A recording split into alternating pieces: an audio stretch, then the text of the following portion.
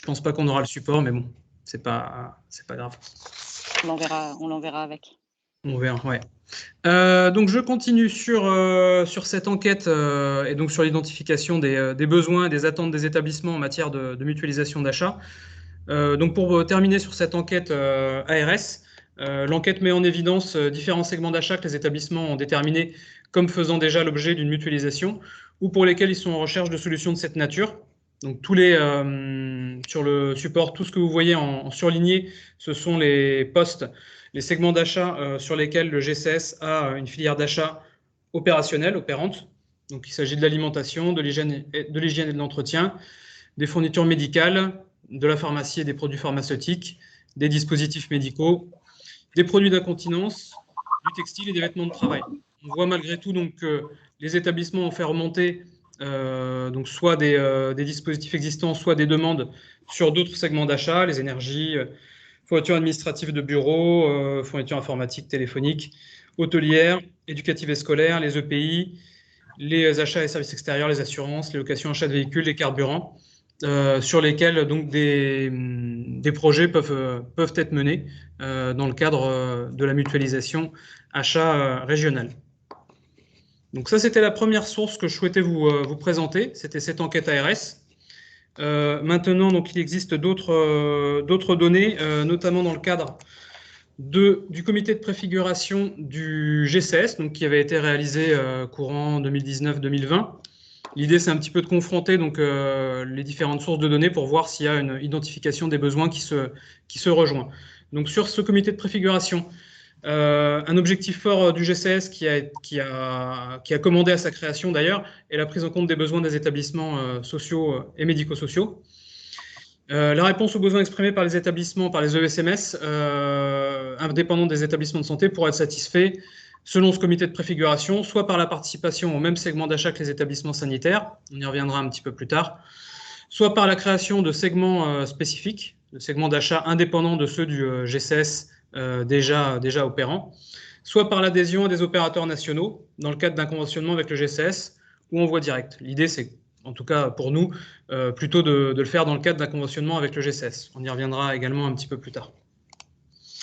En termes d'identification des besoins, donc ce comité de préfiguration avait fonctionné par une méthodologie de groupe de travail, donc réunissant des représentants divers et variés d'établissements médico-sociaux, des fédérations notamment.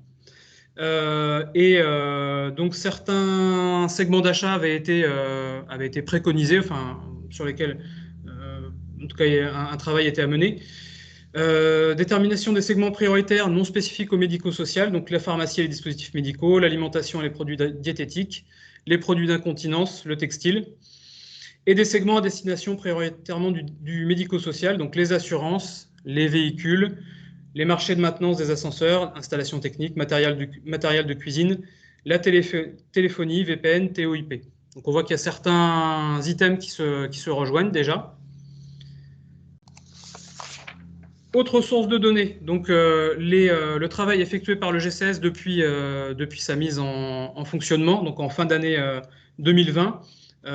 Notre rôle a été d'aller à la rencontre des établissements et également de diffuser certains questionnaires, notamment pour tous les nouveaux adhérents du GCS, donc qui ont rejoint la structure depuis sa création.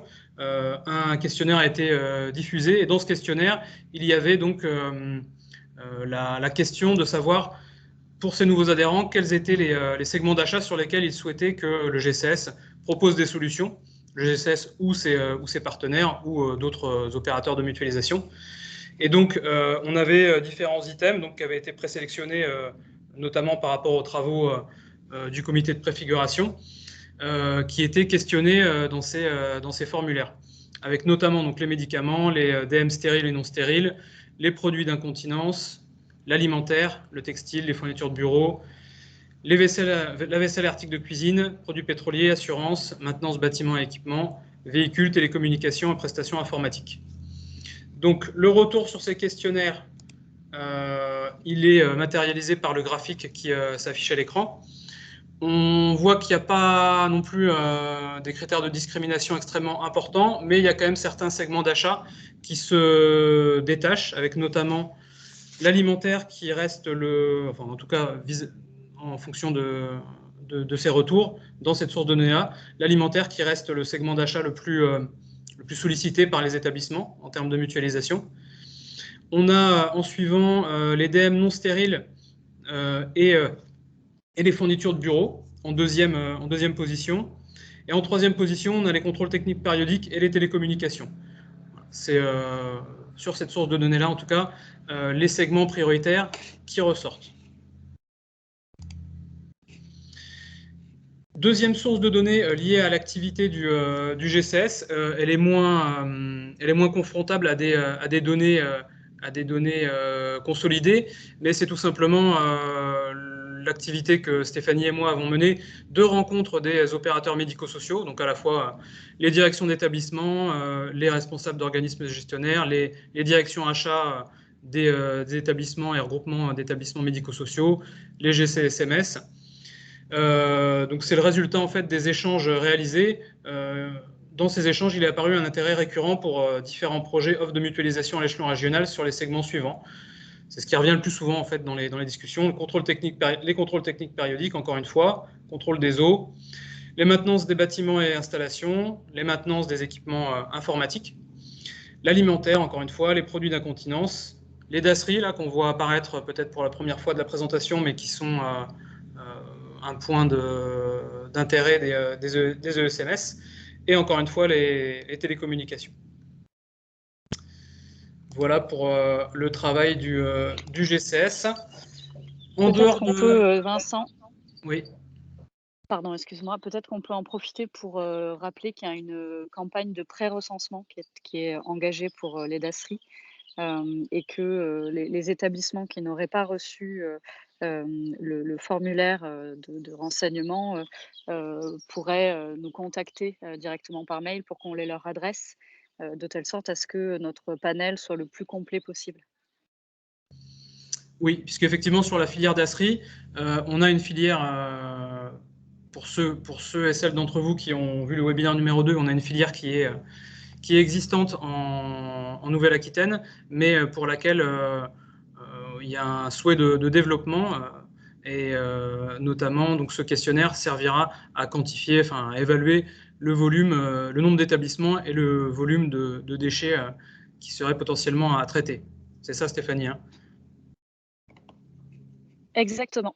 Exactement. Ok, effectivement, donc petite parenthèse sur les DASRI.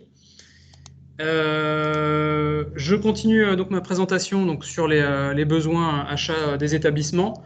Donc, on a cité un certain nombre de segments d'achat qui vont être considérés a priori comme les pistes de travail prioritaires du GCS. Malgré tout, on a également recensé d'autres segments d'achat sur lesquels nous allons exercer une vigilance et proposer des dispositifs à nos adhérents. Donc il s'agit de ceux qui s'affichent à l'écran, et notamment sur les familles d'achat de mobilier d'équipement, les segments des lits médicalisés et des mobiliers de lieu de vie, les rails de transfert, notamment pour les EHPAD, les systèmes de pesée, là aussi pour le public le plus dépendant. Pour la famille des prestations intellectuelles, donc la formation professionnelle pourrait également être travaillée dans le cadre du GCS. Pour la famille des accompagnements des résidents, donc on a tout ce qui est maintenance des équipements biomédicaux et dispositifs médicaux et matelas air anti-escar. En matière d'informatique, et on a peut-être un sujet d'actualité, c'est même certain, puisqu'on a le programme ESMS numérique qui va se développer dans les établissements dans les mois et années à venir, avec donc des financements pour les répondants aux appels à projets. Donc pour l'informatique, les segments d'achat des matériels informatiques, les PC, écrans, tablettes, clés USB, clavier souris, petit matériel informatique, et les prestations de cybersécurité. On a également les énergies, même si ce segment est déjà beaucoup investi par les centrales d'achat nationales avec lesquelles vous avez déjà peut-être des accords en cours, notamment sur les segments de l'électricité et du gaz. Dans le champ du développement durable, nous avons aussi la volonté de pouvoir vous proposer des dispositifs en lien avec les C2E, les certificats d'économie d'énergie, postes sur lesquels vous êtes sans doute extrêmement sollicités, et parfois par des opérateurs dont les intentions ne sont pas exactement identifiables, on va dire ça comme ça. En matière de bâtiments, nous avons également un travail à mener sur les fournitures pour ateliers et les différentes maintenances. L'hôtellerie, donc les produits d'entretien, les prestations de nettoyage des locaux, enfin plutôt les prestations externalisées là pour le coup en matière d'hôtellerie. Et pour l'administratif, donc les fournitures de bureaux ou les locations de copieurs font aussi partie de la réflexion du GCS. Cependant, ces segments d'achat ne sont pas forcément au jour d'aujourd'hui identifiés comme prioritaires. Maintenant, ça reste évolutif et vos contributions et les échanges qu'on aura avec tous les opérateurs pourront faire bouger ces lignes-là.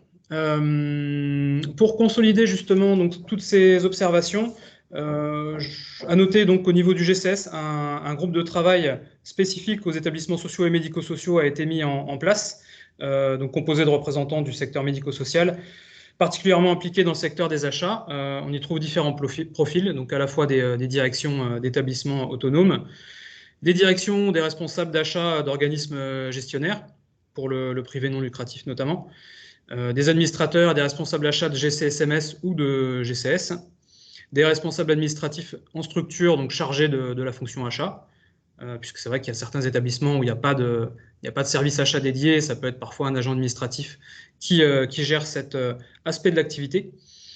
Des responsables de réseau professionnel médico-social également. Donc ce groupe de travail, au-delà de contribuer à la priorisation des segments d'achat, peut également avoir vocation à constituer une aide à la décision en matière d'orientation stratégique pour le médico-social et pour l'équipe et les instances du GCS, et également contribuer à la construction d'outils support à la fonction achat en ESMS. Là, on est sur notre mission d'accompagnement à la professionnalisation du médico-social en matière d'achat. Quelques conclusions temporaires, on va dire, enfin les premières conclusions, en tout cas, au terme des échanges du groupe de travail, permettent d'alimenter aussi là la réflexion autour des segments prioritaires ou non en matière d'achat pour les ESMS sur le territoire. Alors, certains opérateurs notamment optent pour l'externalisation de leurs prestations de restauration. À l'heure actuelle, cette dimension n'est pas intégrée dans la filière alimentaire du GCS achat. Donc éventuellement une réflexion à mener en la matière pour déterminer la meilleure façon pour le GCS d'accompagner les établissements sur cette thématique. Donc voilà, à voir en termes de volume, quelle est l'utilisation de cet outil d'externalisation de la fonction alimentaire et voir si c'est un sujet pour notre groupement sur la région. La maintenance des matériels médicaux, il est noté donc par les intervenants de ce groupe le caractère peu efficient des contrats de prestation en la matière actuellement. Donc là, on a sans doute au niveau du GCS un travail à faire, notamment auprès des fournisseurs pour améliorer leurs réponses. Notamment, il a été constaté de nombreuses relances sur les maintenances des rails de transfert en établissement. Cet item-là ne semble pas à l'heure actuelle extrêmement satisfaisant. Peu de visibilité également constatée par certaines structures sur l'offre de prestations culturelles. On parle notamment des animations en EHPAD ou dans les structures avec des personnes dépendantes. Donc une piste de travail éventuellement au niveau du GCS, une consultation régionale peut-être, mais surtout et peut-être plutôt éventuellement un projet de monter un annuaire de référencement des prestations culturelles sur la région. Bon, alors un annuaire, c'est peut-être un grand mot, mais en tout cas identifier quelques opérateurs pertinents, tant économiquement que qualitativement, dans la matière. Donc un projet également à réaliser pour le GCS. Également une thématique sur les transports réguliers d'usagers, donc ça ne concerne pas forcément tous les établissements, mais il a été remonté notamment pour les établissements pour mineurs ou ceux disposant de prestations d'accueil de jour, que les conventionnements avec les solutions de transport et les compagnies de taxi notamment étaient parfois peu efficientes. Donc il y a aussi peut-être là une réflexion à mener à la fois par le GCS mais aussi par les établissements en interne, de savoir si oui ou non l'internalisation de cette fonction pouvait également être une piste de gains économiques ou qualitatifs.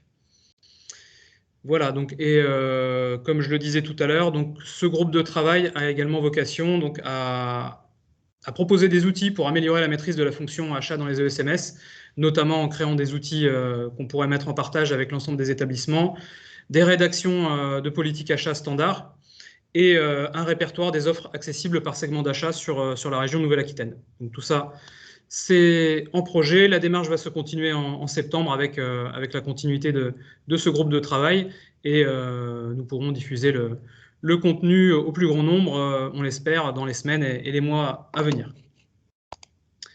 Donc ça, c'était la partie identification des besoins et travaux sur les segments prioritaires.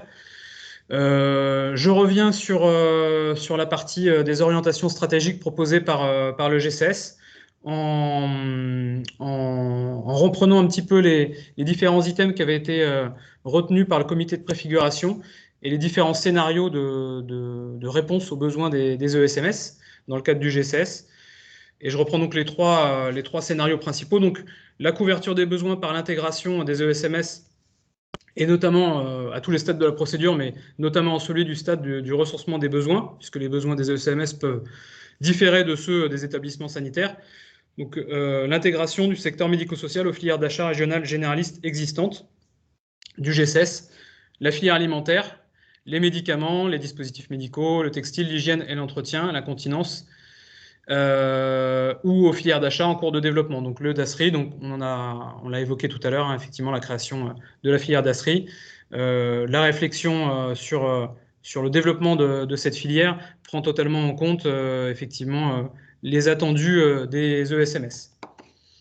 Deuxième hypothèse, alors toutes ces hypothèses vont être activées hein, par le GCS, mais deuxième hypothèse, la couverture par création de filières d'achat spécifiques de filières d'achat spécifiques aux ESMS. Segments prioritaires, dans les segments prioritaires pressentis, on a notamment donc, les contrôles techniques périodiques ou le contrôle des eaux, mais on a aussi une réflexion qui peut s'articuler autour d'autres segments d'achat prioritaires qui ont été présentés tout à l'heure. Donc on a une ambition de programmation de création des filières suivantes avec une première création de filière à échéance d'une dizaine de mois, on va dire. Cela dépend également donc de la manifestation de candidatures de coordonnateurs de filières volontaires, puisque donc le GCS s'appuie pour ces filières sur des coordonnateurs qui sont, pour l'instant en tout cas, des établissements sanitaires, mais qui donc, dans le cadre du développement de ces créations de filières, auraient vocation à être des établissements sociaux et médico-sociaux. Donc on travaille cette piste-là également. Et donc la dernière orientation, c'est la couverture par accès sur les segments d'achat retenus comme prioritaires aux offres d'opérateurs d'achat mutualisés à des conditions négociées pour les adhérents du GCS. Donc là, il s'agit notamment d'un travail que nous menons avec les centrales d'achat nationales, entre autres le RESA.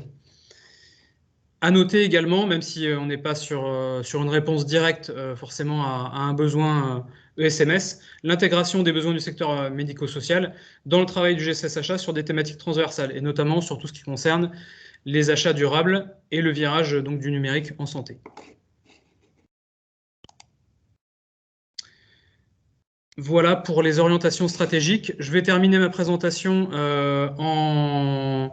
en revenant, c'est plus peut-être une forme de rappel du webinaire numéro 2, mais en revenant sur les points, on va dire, les plus notables pour le secteur médico-social des filières d'achat du GCS existantes. Donc un focus sur quelques points de vigilance de ces filières d'achat. Notamment pour les dispositifs médicaux à usage unique. Donc, il est à noter que le porteur de cette filière, le GHT Alliance Gironde, prévoit une phase de quantification prévue entre le 15 avril 2022 et le 25 mai 2022 pour une notification au 1er mars 2023. L'enjeu, donc, qui a bien été noté par le coordonnateur donc, de cette filière, c'est optimiser l'élargissement de la quantification et la communication autour de la phase de consultation, notamment vers le secteur médico-social. Donc là, le GCS va faire en sorte, et donc l'établissement coordonnateur va faire en sorte de prévoir des outils complémentaires pour l'intégration du secteur médico-social dans cette filière, et notamment pour l'échéance la plus proche à venir, celle que je viens de vous présenter. Pour l'alimentaire, donc une notification sur les marchés des produits frais, surgelés, épicerie, a été effectuée en mai 2021 et une date de nouvelle consultation sera à planifier pour permettre l'accès au marché à de nouveaux adhérents. Cependant, on a quand même une actualité un peu brûlante, je ne sais pas, mais en tout cas une actualité, avec la consultation en 2021 sur les segments produits diététiques et barquettes film ouvertes aux adhérents du GCS. La quantification va avoir lieu en juillet-août. Donc là, on est sur des choses sur lesquelles les établissements vont devoir se manifester assez rapidement s'ils le souhaitent. Hygiène et entretien, dont les produits d'incontinence. On est sur un marché en cours d'exécution avec une échéance à 2 ans et demi. Un cas particulier cependant à noter pour les établissements de l'ex-région Limousin qui peuvent bénéficier d'une dérogation pour l'accès à cette consultation, à ce marché, en raison de la dissolution du GCS Epsilim à fin 2021 qui portait ces segments sur le territoire. Donc par voie dérogatoire, du fait de l'extinction d'un opérateur sur le territoire de l'ex-région Limousin, il est prévu la possibilité d'intégrer ce marché, et notamment pour les ESMS. Le textile, donc avec une échéance au 31/12/2021, un appel à quantification va être lancé, et peut-être même en cours d'être lancé à l'heure où je vous parle, sur la deuxième quinzaine de juin. L'accès au groupement de commandes donc sera étudié selon l'intérêt des établissements, mais ne sera possible qu'en avance de phase de la procédure. Donc là aussi, c'est des choses sur lesquelles les établissements, les opérateurs doivent se manifester très rapidement pour une intégration. À noter que ce segment prévoit une consultation tous les 2 ans. Les DASRI, donc je ne reviens pas dessus, si ce n'est à noter que l'échéance c'est à 2022 avec une reconduction possible en 2023. Et les médicaments, je passe assez rapidement dessus également, puisque donc plusieurs consultations sont en cours de notification, mais au niveau des ESMS ne concernent potentiellement que les établissements équipés de PUI, donc un effectif relativement réduit. On peut en parler, bien entendu, cependant, si vous êtes concerné. Je suis arrivé au bout de ma présentation. Stéphanie, est-ce que tu as quelque chose à rajouter ou est-ce qu'on laisse la parole à Valentin pour l'économie circulaire et ensuite on pourra traiter peut-être l'ensemble des questions? Écoute, pour moi, c'est bon. Je n'ai pas de remarques supplémentaires. Merci en tout cas pour la présentation qui était très claire. Et on peut effectivement laisser la main à Valentin s'il est dispo. Valentin, êtes-vous là? Je suis disponible. Je vais partager ma présentation. Donc. Très bien. J'espère que vous avez la main parce que nous, comme vous l'avez J'ai la main, ouais, c'est bon. Quelques problèmes. Ah bah, magnifique. J'ai la main. Alors, attendez 2 secondes.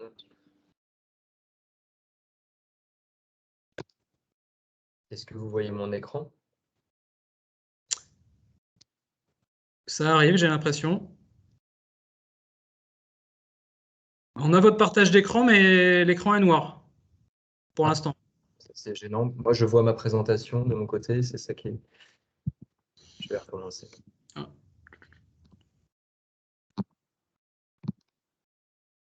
Est-ce que c'est bon?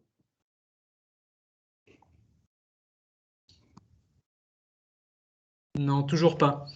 Est-ce que tu peux présenter ma présentation, Vincent, s'il te plaît, comme ouais, je te l'avais envoyé? Peut-être que ça marchera de ton côté. On va faire ça. Ouais. Allez. Je vais commencer en attendant, premièrement pour tous vous saluer, pour remercier Vincent et Stéphanie de m'avoir convié à ce webinaire pour présenter la démarche d'économie circulaire des aides techniques aux adhérents du GCS Achat Nouvelle-Aquitaine. C'est vrai qu'on s'était dit avec Stéphanie, Vincent, que la thématique du réemploi, de la remise en état d'usage des aides techniques et de tous les services associés des différents dispositifs était une activité qui était intéressante en lien avec les missions du GCS on va dire, dans l'optique d'achat durable et pour tendre vers des modèles de consommation des aides techniques vertueux et offrir le meilleur service aux usagers, notamment de vos établissements.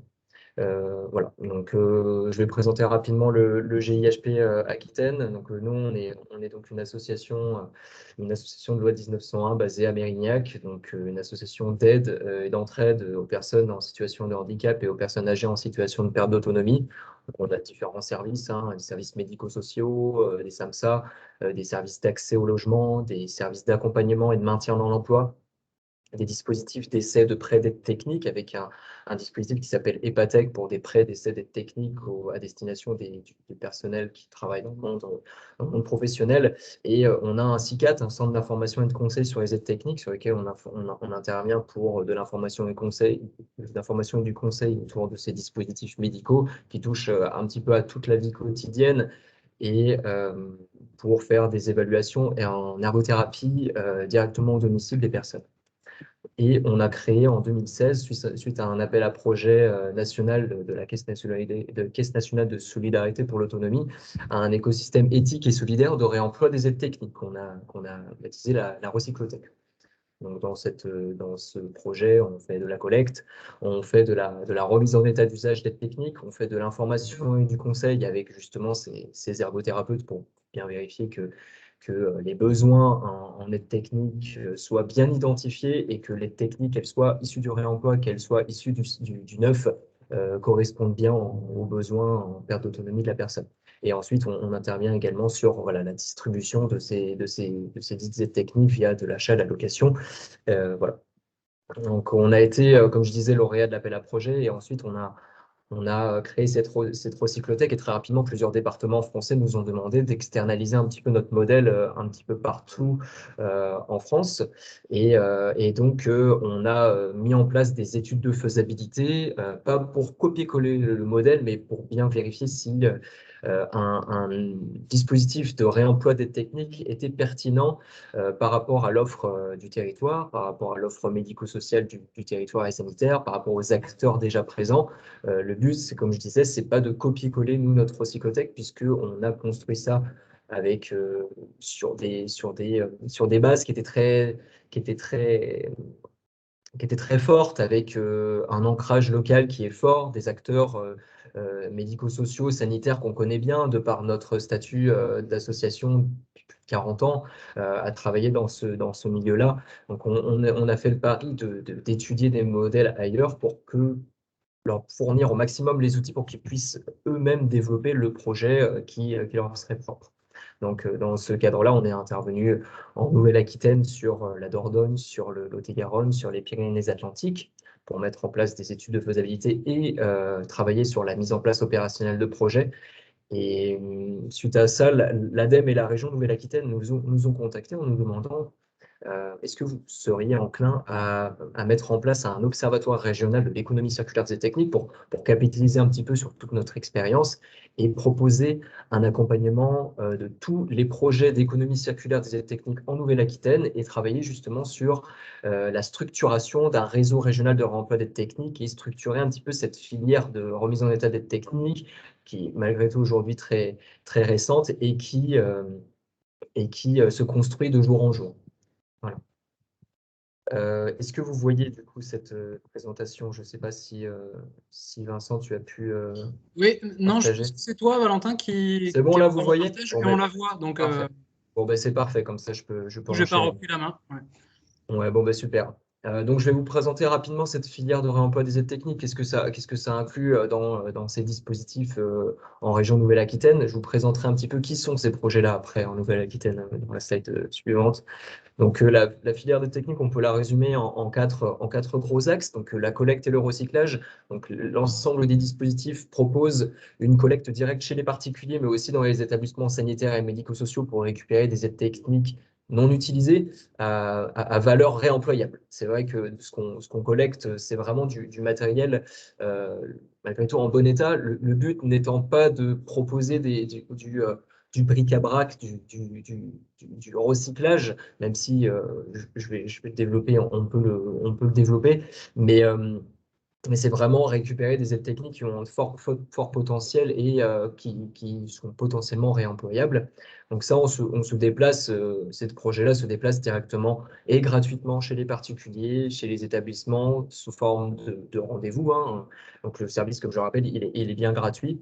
Et on peut aussi mettre en place, ce qu'on a mis en place, nous, par exemple, en Gironde, via cette recyclothèque, des points d'abord volontaires un petit peu partout dans un département pour que les particuliers, plutôt les particuliers, moins les établissements, puissent avoir une solution directe de proximité pour donner une aide technique qu'ils n'utiliseraient plus ou qu'un membre de leur famille, un proche, n'utiliserait plus.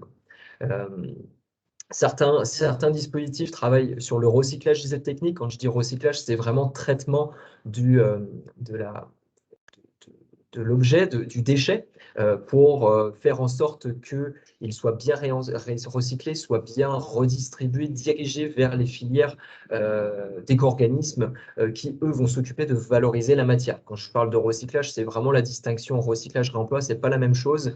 Certains dispositifs d'économie circulaire des aides techniques en région Nouvelle-Aquitaine ont cette double compétence de collecter, de réemployer, mais aussi de recycler.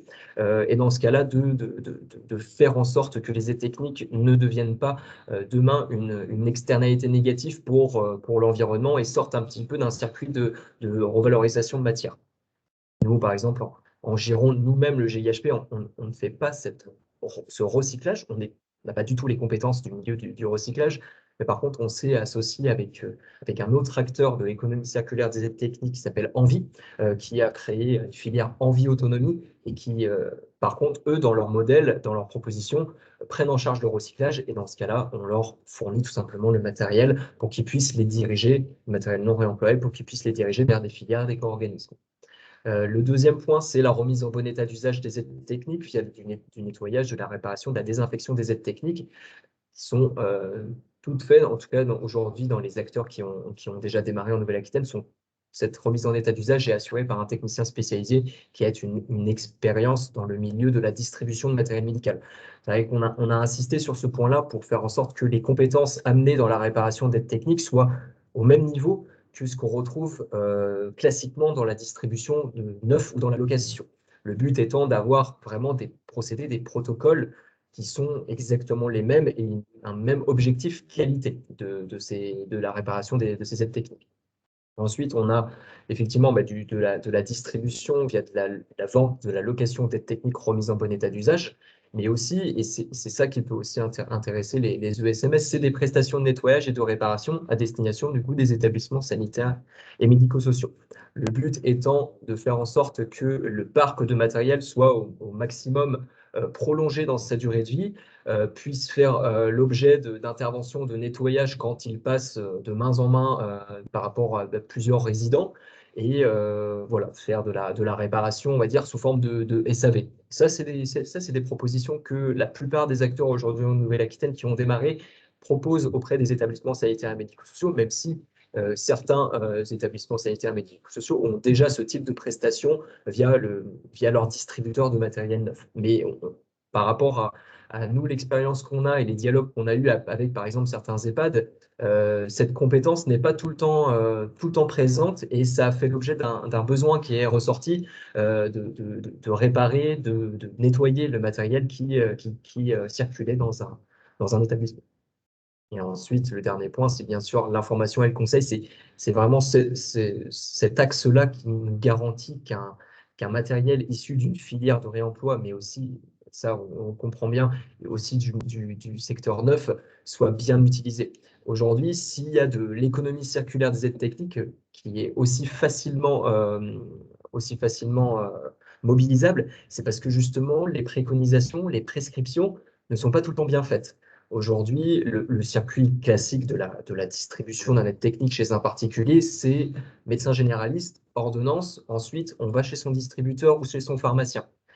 On a, après avoir discuté avec l'ordre des pharmaciens, plusieurs médecins généralistes qui sont globalement dans la prescription à peu près à hauteur de 70% des aides techniques sur le marché français, ont fait part de leur méconnaissance de certaines aides techniques et tout simplement de leur incapacité parfois à prescrire le bon matériel.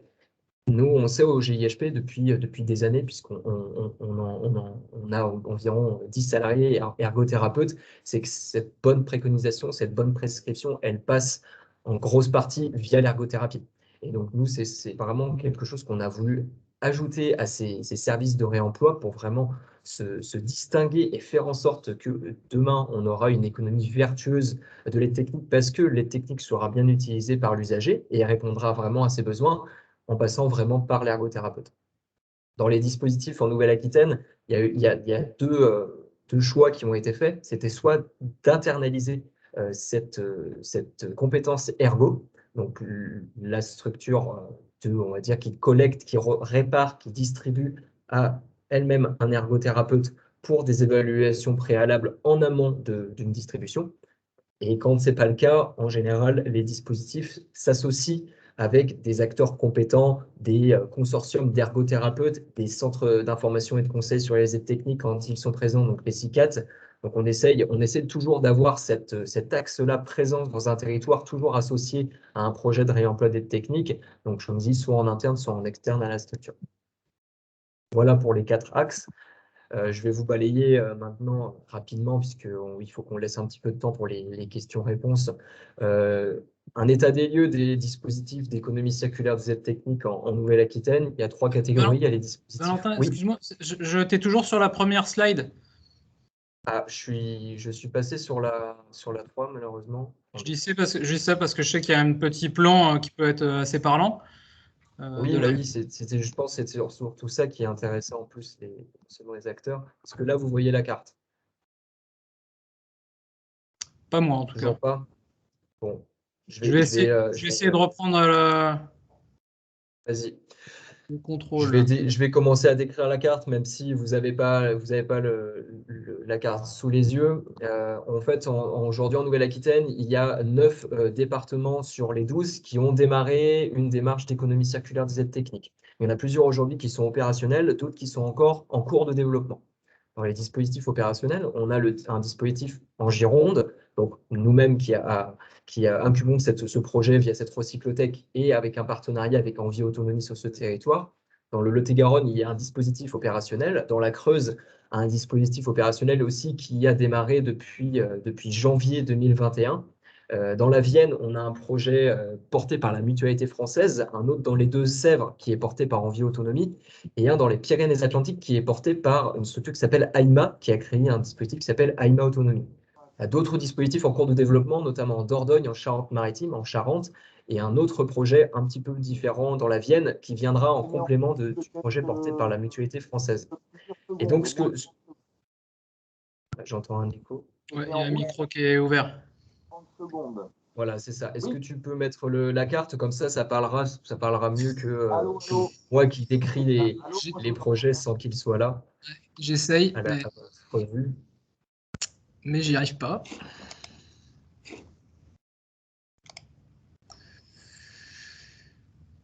Est-ce que tu peux descendre le PowerPoint là, je sais pas. Bon, j'essaye depuis tout à l'heure. La carte vous sera envoyée à la suite du webinaire. Sur cette carte, il y a les coordonnées des dispositifs justement qui travaillent dans cette économie circulaire des aides techniques, qui peuvent faire des collectes, qui peuvent faire de la remise en état d'usage d'aides techniques, qui peuvent distribuer des aides techniques et apporter ce que je disais, ce service d'évaluation ergothérapeute au préalable à tout achat de matériel, des compétences qui peuvent aussi intéresser des établissements. Pour que vous puissiez les mobiliser, se rapprocher d'eux. Pour vous informer également, là, on m'avait invité aujourd'hui pour vous présenter rapidement ces différents dispositifs.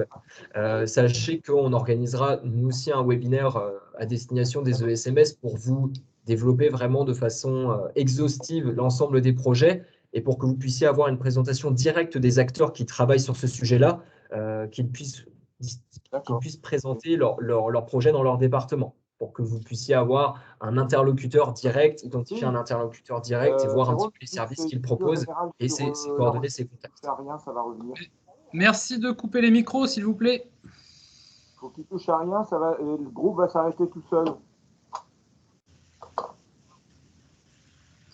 Je peux pas. Donc voilà, malheureusement, j'ai pas pu vous présenter le PowerPoint. Il vous sera envoyé de toute façon par Vincent par la suite.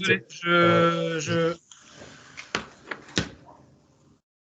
suis désolé. Je ne peux pas vous le proposer, non. Je n'ai pas la main. Pas de problème. De toute façon, même moi de mon côté, ça fonctionne pas, donc on va dire que c'est pas grave. J'espère que vous avez quand même compris l'essence des projets. N'hésitez pas de toute façon à poser des questions par la suite si vous voulez un petit peu plus de précision. En tout cas, sur la carte qui vous sera envoyée, vous aurez une vue un petit peu globale des différents dispositifs en Nouvelle-Aquitaine, sachant, comme je le disais, qu'il y a 9 départements aujourd'hui qui ont commencé sur les 12. Les 3 derniers sont la Haute-Vienne, sont la Corrèze et les Landes, avec qui je travaille justement pour lancer une démarche. Donc ça va suivre, ça viendra d'ici 2022, je pense. Mais aujourd'hui, les dispositifs prennent au fur et à mesure tous leur envol. Et on a comme gros espoir en 2022 que sur chaque département, on puisse avoir une proposition vraiment très sérieuse de collecte, de réparation, de distribution, mais surtout, et moi j'insiste, mais c'est parce que c'est notre volet médico-social qui parle, hein, et notre association qui parle, c'est vraiment insister sur l'évaluation ergo préalable à chaque préconisation, prescription. Ce qui fait vraiment l'essence de ces projets-là, c'est vraiment ça, c'est l'information et le conseil, la formation à l'utilisation des aides techniques, la formation des aidants. C'est bien ça qui garantira demain l'utilisation des aides techniques et par découlement la durabilité des produits. Voilà, donc merci pour votre attention. J'ai pris un autre chemin. Je pense que maintenant, les gens ont le document en partage. On voit la carte. Oui, merci. Effectivement. Merci beaucoup, Valentin. C'était très clair de mon point de vue. Il est 10h53. Il nous reste un peu de temps, si vous le souhaitez, pour échanger sur les différents sujets, à la fois l'économie circulaire des aides techniques, comme on vient de l'écouter, comme les sujets précédents. Donc voilà, si vous souhaitez intervenir, n'hésitez pas. Vous avez normalement la possibilité d'ouvrir vos micros, même si aujourd'hui notre logiciel a décidé de nous contrarier. Vous pouvez normalement parler si vous le souhaitez.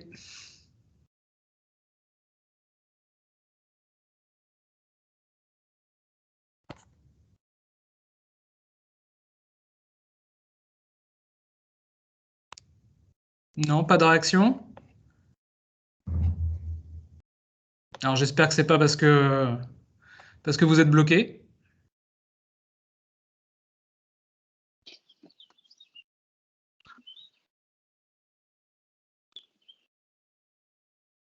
Bon, bah écoutez, dans ce cas-là, on va conclure.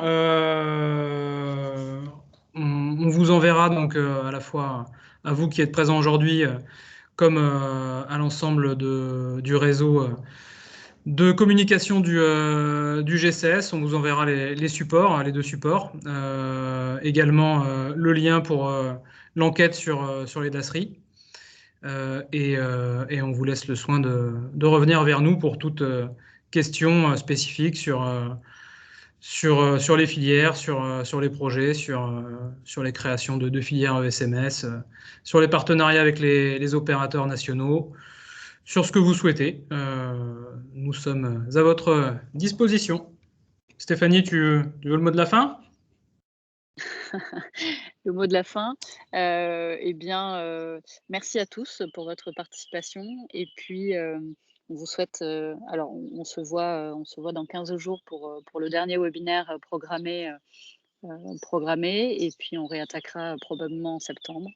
Et d'ici là, on vous souhaite une bonne semaine et on vous dit à très bientôt. N'hésitez pas à nous contacter par mail ou par téléphone si vous en avez besoin. Merci en tout cas Vincent et merci Valentin. Bonne journée à tous. Beaucoup. À bientôt. Au revoir. Au revoir. Au revoir, merci. Merci. Au revoir.